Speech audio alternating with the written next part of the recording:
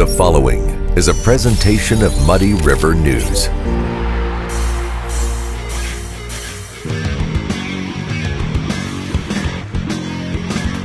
What kind of shows will you see on Muddy River Gems each month?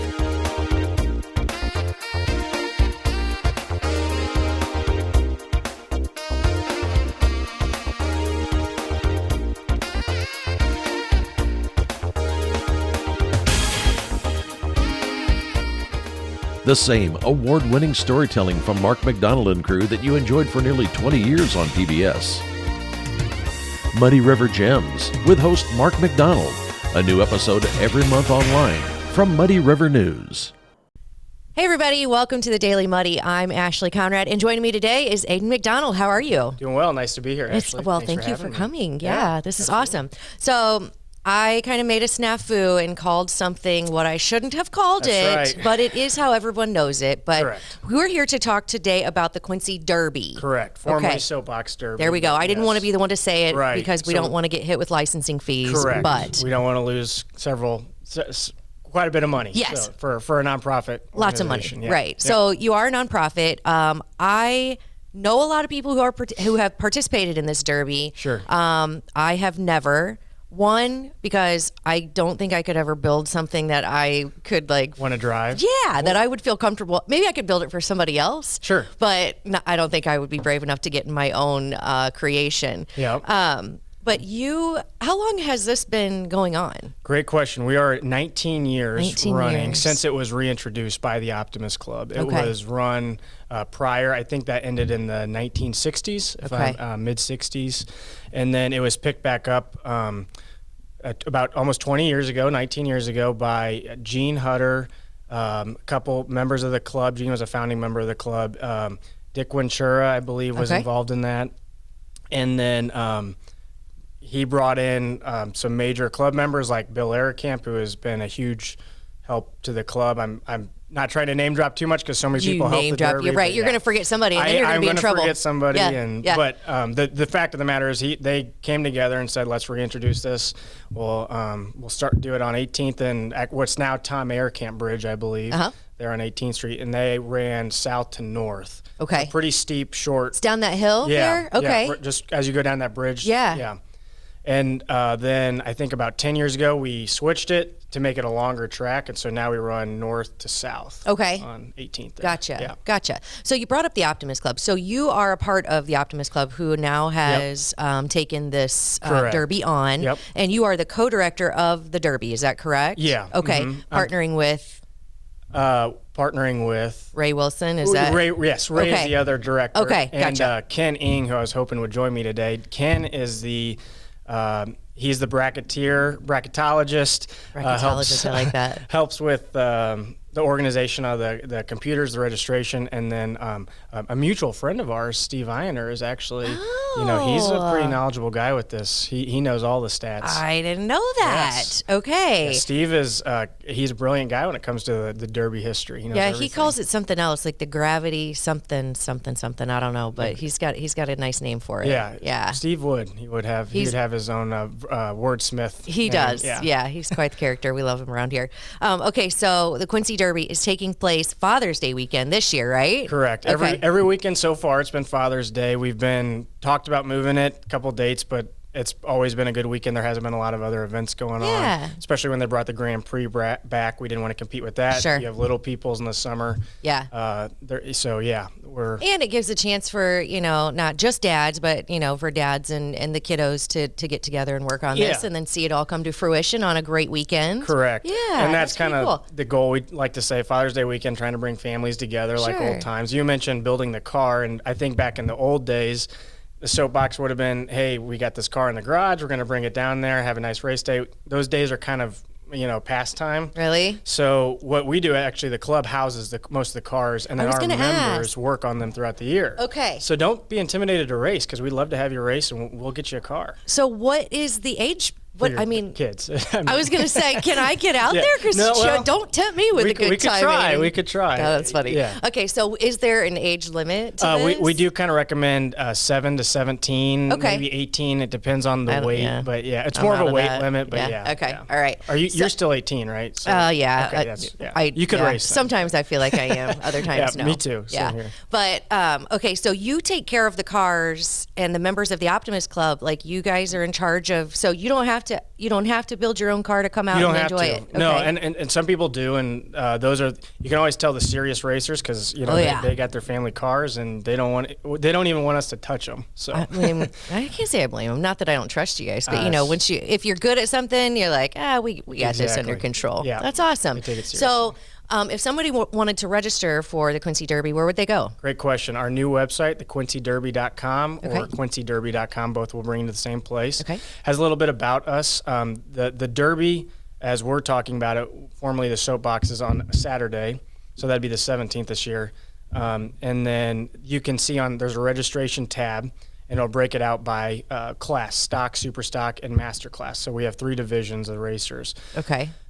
We add that there's a 4th division, which is our Super Kids race. I'm not sure if you're familiar with that or not. So the Super Kids race, there's actually a tab there just for Super Kids, but Super Kids is our special needs race. So Great. That is so cool. yeah. Yes. Awesome. yeah, and check it out because the website, the Super Kids page, has a video on it that shows what these cars look like. And our club actually custom built these cars many years ago. Dan Buckley, he was with Quincy Auto Tech for many years.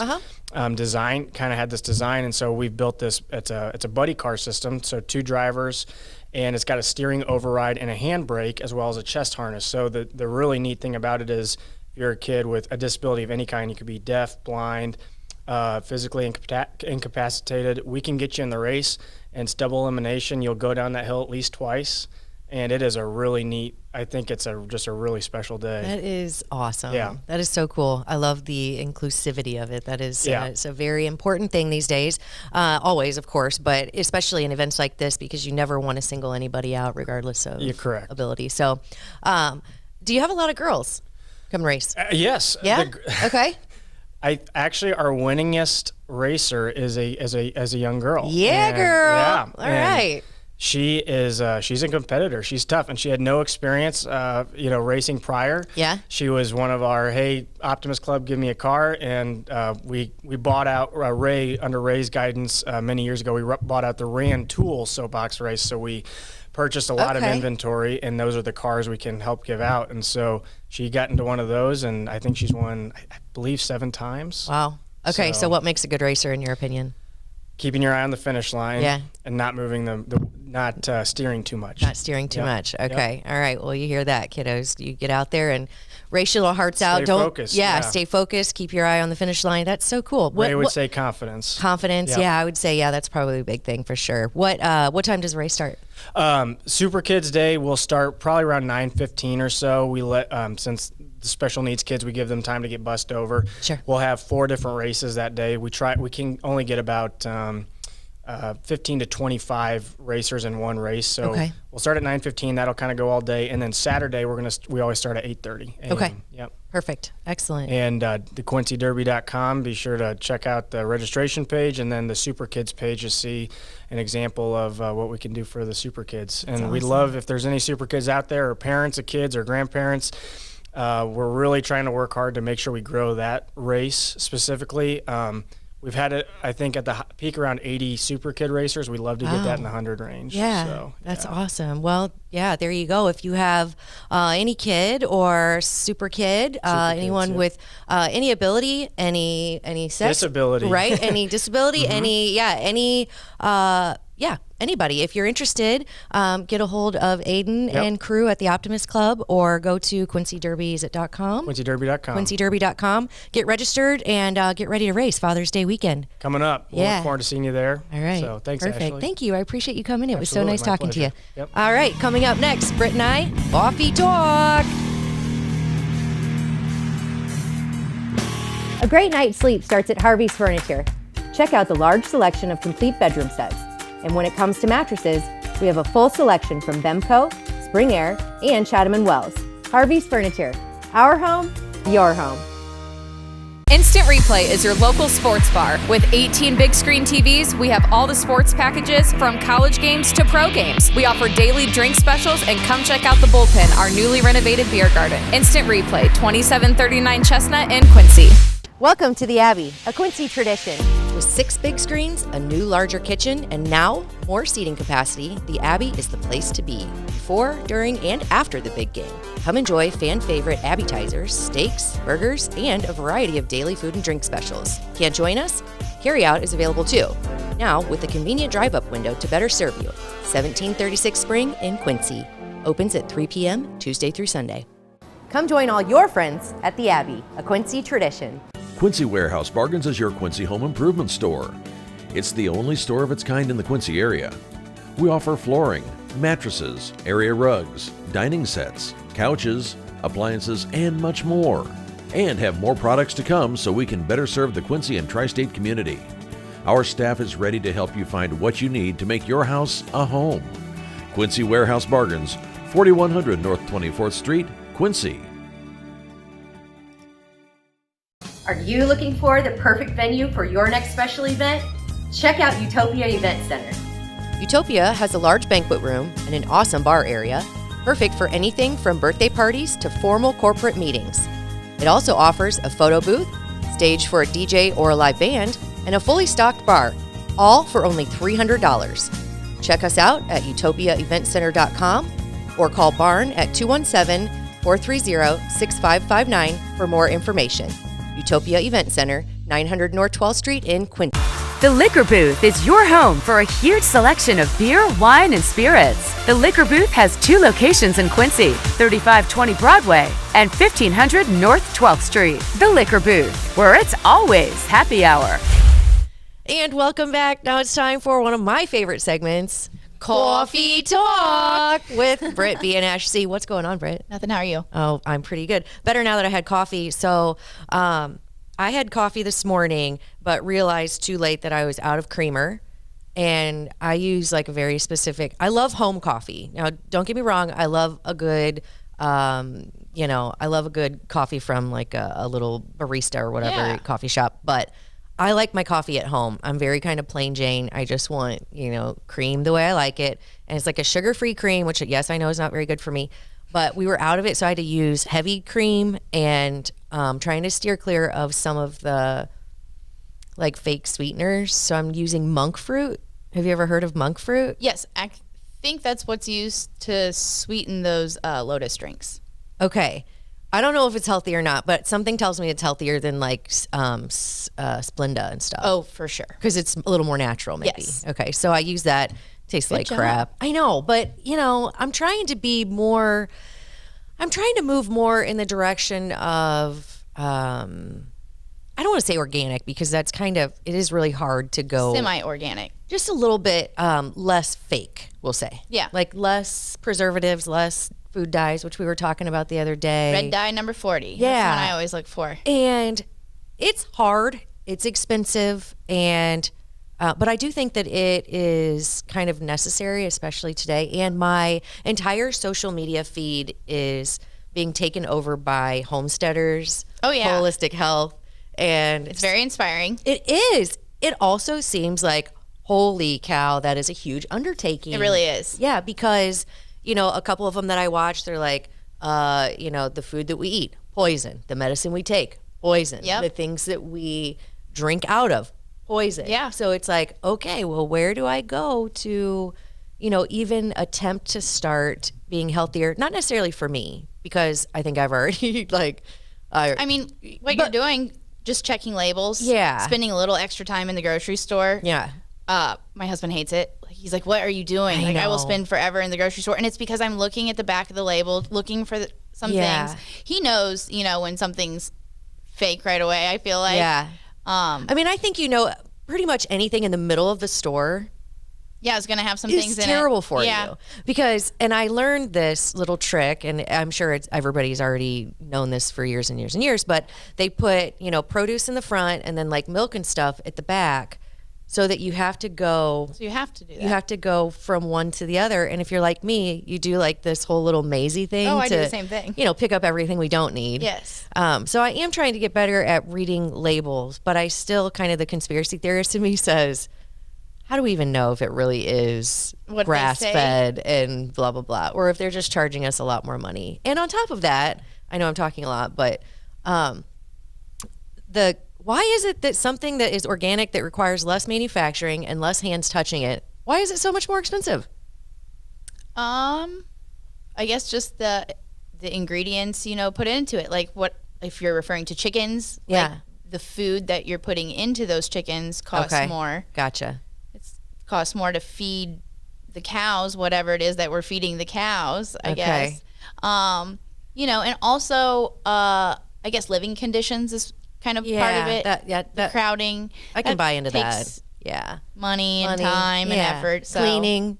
Yeah, I can buy into that. But I did Google this one thing, and because I was all of this kind of gets me on my own, like, I hate to call it journey because I think that's overused along with another word we were using before, but to just see if I can do my own research and kind of wrap my head around this. So I heard on a podcast that I was listening to that the pharmaceutical companies, the pharmaceutical industry in the United States alone made in revenue, this is profit, $555 billion in 2022 alone.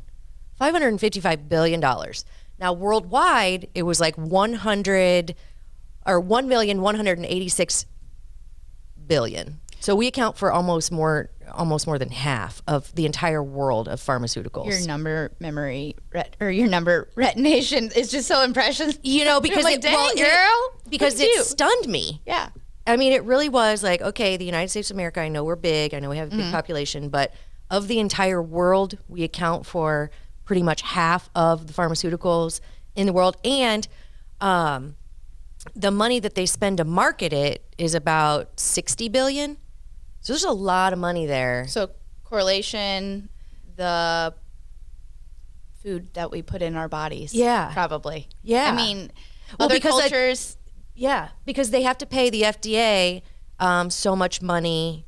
Yeah, I don't know. It was really interesting to me. And I'm not saying that, all medicine is bad, because I know some people need it, but it also, so I go to the doctor. Yeah. Now, when they try to prescribe me something, I'm always Googling, like, is there a supplement I can take to, like, help rather than, some kind of pharmaceutical? Yeah. Because I feel like even when you look or listen to the side effects on TV, it's like, okay, I don't know about all that. But yeah, that was just things that make me go, I guess, like just the random thoughts of Ash. I mean, I think a lot of people are thinking that way, though, Yeah, too. I do too. And I think it's almost like a vortex, especially when your algorithm is as such that that's what you constantly see. And what you constantly see and think about is kind of what you're tempted to be like, I guess. Yeah. Right? So speaking of algorithms, another thing that, because I don't want to harsh on pharmaceuticals and health and all that, because that's exhausting. But on the Club Muddy, Frankie was talking about his Netflix or his streaming and how he can't find little boy shows. And I challenged him a little bit to say that it was probably his algorithm, because we all know that those, like, they rule everything, right? So one thing my mom and I always talk about, we're always chatting about what is a good show. We can never find shows, because I feel like once you watch something and then you watch something else like it, your algorithm just gets bombarded with the same types of things, right? Oh, yeah. So it picks out what top picks for you. What it thinks you want. And it's only going to get even creepier. I know. Although I watched one serial killer documentary, now it's like all over. I'm like, oh my God, if somebody came into my house, they're going to think I'm a wackadoo. With Netflix, I think we always search just the top 10. Yeah. We're pretty basic with Netflix. Yeah. I mean, because it's got some good suggestions most of the time. It tells you what's the most watched in those top 10. Right. So if everyone else is watching it, it's probably good for a reason. Yeah. I don't know. We use a lot of other streaming services.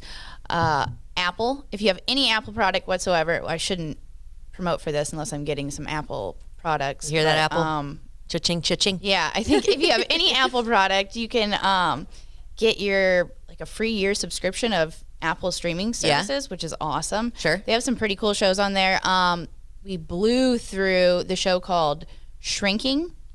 I've heard of that. Yeah. Man, I can't think of who's in it now. It's okay. Shrinking. Yeah, Harrison Ford's in it. Okay. He's and great. It's just a really great show that He's a silver I fox. allowed my Yeah. He is. I don't see it. You don't? No. I guess silver I don't fox. know. Yeah. He's over the He's over the hill. Yeah, Hill. in this show. Yeah. Well, I haven't seen it, so we'll see. But I let Mela watch it. It wasn't too bad, you know. Okay. So it was a really entertaining show. Right now, we're also watching another one called The Big Door Prize. Okay. It's a really interesting. I think it's based on a novel. It's kind of like a show where, like, it's a small town, and this machine shows up, and everyone that enters a little information into this machine gets printed out a ticket, and it tells you what your true destiny is. Weird. Yeah. Would you get the would you do that? I don't know. Part of it, like, we're only halfway into the show, and part of it is there's one person who she's like, I just won't do it. Yeah. I don't know. I might have been that person. I feel like you would have too. I feel like I probably would have been there. If you would have said first, I'm not doing it, I'd be like, I'm with her. Yeah. I'm totally with her. Yeah. I feel like you're yeah. Yeah, just I don't know if I want to. If you knew when you were going to die, would you want to know? No. No, me either. Yeah, me either. So I don't think I'd want to know my destiny either. I think I would just want it to I would want to experience the path. Yeah. Yeah, and not be so consumed with getting there that I don't enjoy the journey again, Yeah. which is such a cliche word, but Those aren't little kid shows, though. No. I wouldn't recommend those. Most of what we Disney watch- Plus. Yeah. Mandalorian. That's great. Great, yeah. Coming out here this weekend is the new Peter Pan. That would be a good one. Yeah. And I think the #1 movie in America right now, it is awesome. It is the Super Mario Brother movie. oh, I wanted to go see that. Oh, we went. Oh, was it cool? It was so cool. I heard it was didn't- really cool. I mean, Did you used to play Nintendo Oh, when you were yes. young? Yeah. The so- references in it were like for the adults. It was Yeah. awesome. You do not need edibles to see it. No? No, it's just cool. Maybe as more it is. fun, but Yeah. yeah. I don't know if it was intended for 3D like some of those movies are. Yeah. We watched it standard and it still was so cool. Yeah, I'm not a fan. I like 3D sometimes, but it's almost Nauseating. yeah. Yeah, it's for me Yeah. too. I watched Avatar that way because that's what I think it was intended for. Yeah. But this one has this like comic book like animation in their action scenes. Sweet. So yeah, no anything You wanna- needed to you wanna enjoy know the visuals. Another random thought. Okay, and I may have seen this. Sometimes I pull things out of my own head. Sometimes I think I thought of them, but I pulled them from somewhere else. Why is it the Mario Brothers when it's actually Mario and Luigi? Okay. And it's not like what's their last name? It's Mario in the movie. Mela said the same thing too. She did? Yes. Okay. Okay. So part what's of it, the brother? I thought it was like, oh, I'm player 1, I'm Mario. Oh, I'm player 2, I'm Luigi. So part of it is this gets this was translated, from like Japan. yeah, okay. And I think at the time, this is my understanding of it. At Yeah. the time, they didn't understand exactly how our last names worked. Oh, yeah. so that it makes became sense. the way I don't know. It just Yeah. translated. So it's Mario funnier. Mario So and he's Luigi Mario. and yeah. That's perfect. I love it. But yeah, they're the Mario family in the movie, and Okay. it has a really nice, wholesome story behind it. We're gonna have to go see it. I tried was to good. talk my girls into it. My youngest is not a fan of movies. I don't know. Oh, what this her is problem is, but hour and a half. yeah, perfect length. Yes. Yeah, sweet. We don't really watch a lot of TV or movies. We're always just so busy as you are too. But we have. I was watching this show. It's called Beef, and I don't remember if it's Hulu or Netflix. But That is Netflix. Is it? Okay, Yes. so it's like this. It starts off as like a road rage incident that turns into like a grudge, and it's funny but serious, and there's some drama in there too. But it's pretty good. I saw the preview for it. Yeah. That's the one thing about Netflix that's been bothering me a lot lately. Yeah. It plays your previews Uh-huh. and there's no stopping it. Yeah. So then you can it basically shows you the entire It does, premise the of the premise. story Yeah. in the preview. I'm like, Yeah. what's going on here? Sometimes I just let those play and just And- watch that as a show. well, I feel like that's what we do too when Yeah. we're undecided. Yeah. But yeah, I don't know. Yeah. If I don't want everything ruined, I just throw it on mute and Yeah.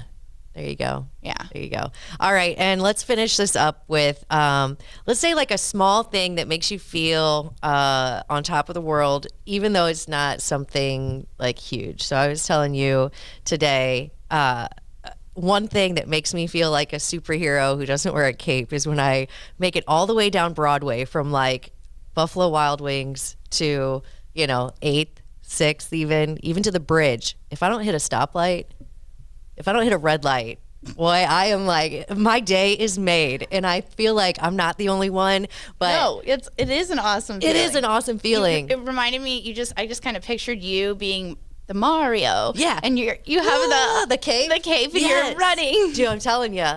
Sometimes I wish, of course, we all wish we had flying cars. I think we thought we would be there by now. But yeah, even in Quincy, which people are probably going to hate me for this, but I feel like we have some of the worst drivers in the history of drivers here because nowhere has anywhere to be.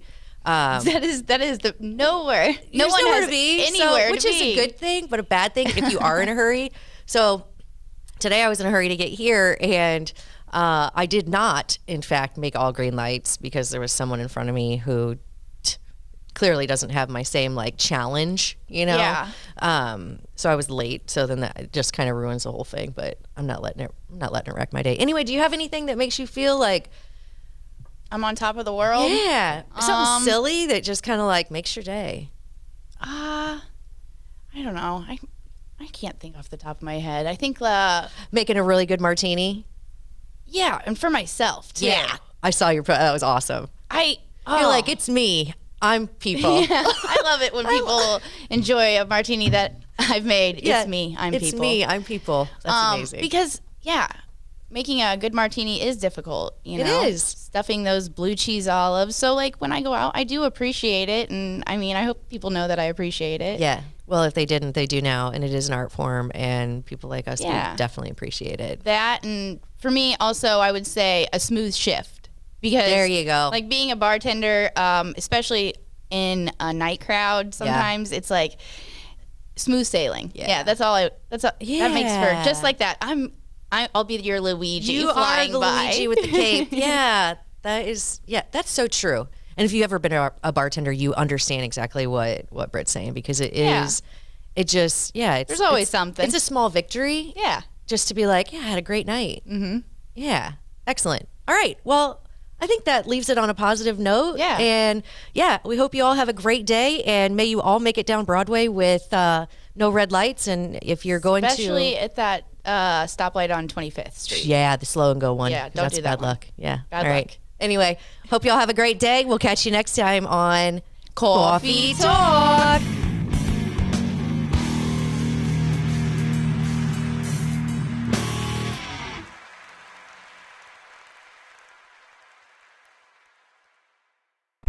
Muddy River News. Our home, our news.